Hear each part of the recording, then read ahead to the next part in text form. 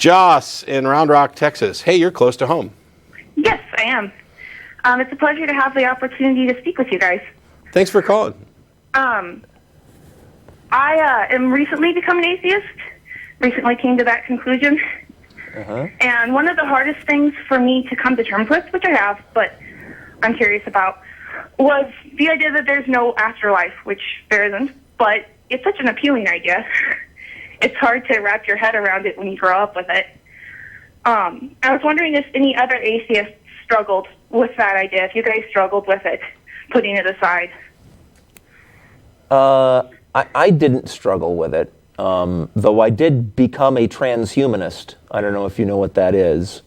I'm actually not familiar with that term. That's well, one of the humanism is a worldview that says we should take into account the human condition and base our behaviors on what suits our lives as humans. And transhumanists say that's not good enough. We should also be using technology to improve our condition, even to the point where we're not necessarily what you'd call human anymore. And one of the things that encompasses is radical life extension. Because I'm not looking forward to being dead. Not that I'll have any experience of being dead once it happens, right? But I'd like to hang around as long as possible. And so it's possible I was driven to that by something like dissatisfaction with the non-existence of a heaven. But really, the reason I want to stay alive is because, there's cool new movies coming out all the time, and there's projects to do and things, right? I want to have cool experiences, and I've never heard that, like the new Star Wars trilogy that Disney announced is going to be available in heaven. I've never heard that, right? I don't know that there's going to be a market for my next role-playing game that I design in heaven, or the next art that I do in heaven. I don't know that any of the things that I enjoy being alive for would be part of that in the first place. To me, it sounds like a lot of sitting around and worshiping God, and praising God all the time, which has never been a lot of fun for me. So no. Maybe it'd be more. I think the thing to do is, make the most out of the time you've got, and be smart about how you live your life, so you get as much of that time as possible. And I'd say that I didn't really struggle with this a whole lot either, but I do know a lot of people who do. To me, it was kind of like I've said before. It was like discovering that I had been lied to, and so. How do you deal with that afterwards? Is this if somebody had told you that when you're, how old are you now? Oh, I'm 26.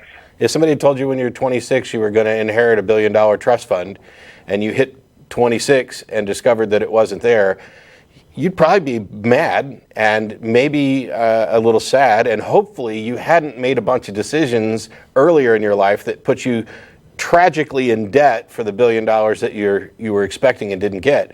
But once you make it through there, you have to acknowledge that you didn't lose anything that was real. What you lost was this illusion. What you lost was this kind of false promise. And that kind of helps a little bit, but to me it was empowering. Because the standard Christian notion of heaven is this. First of all, I had already decided that heaven was hell, if it was anything. But it cheapens everything about life. It makes every second that you spend, all of your entire 26 years and my nearly 44, it's nothing.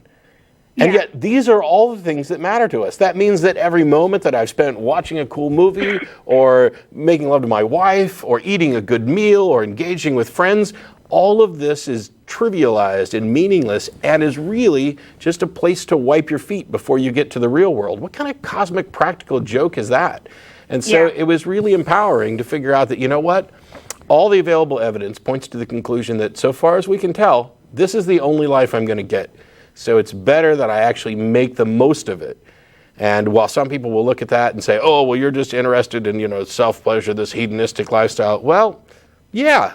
I mean, I don't advocate hedonism in a harmful way, but yeah, damn it, you should enjoy stuff. Why would you not? Why would you deprive yourself, if you're not hurting anybody else, of something that brings you pleasure before you kick the bucket?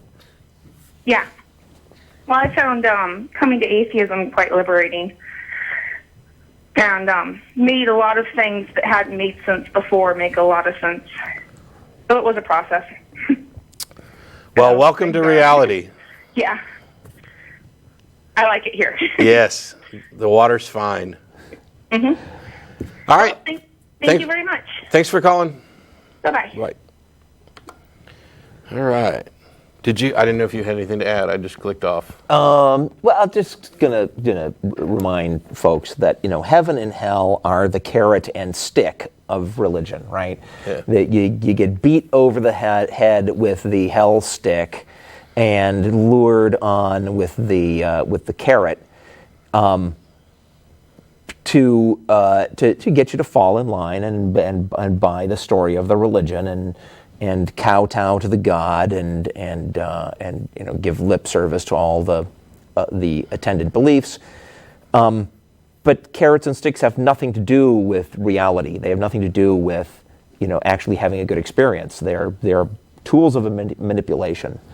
And so finding out that the carrot they've been dangling in front of you not only isn't the best carrot in the universe, but is actually made of plastic. Yeah. Right. It's a plastic fruit ball carrot.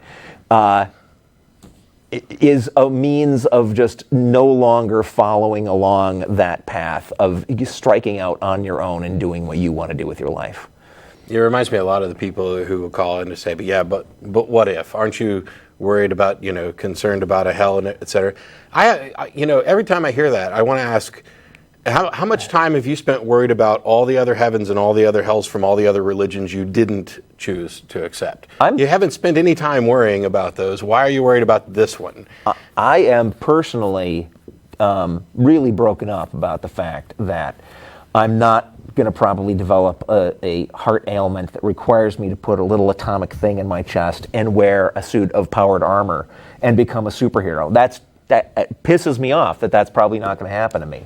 That would be great. But awesome. you don't go around worrying about crap like that, about fantasies that are not going to be true. Yeah.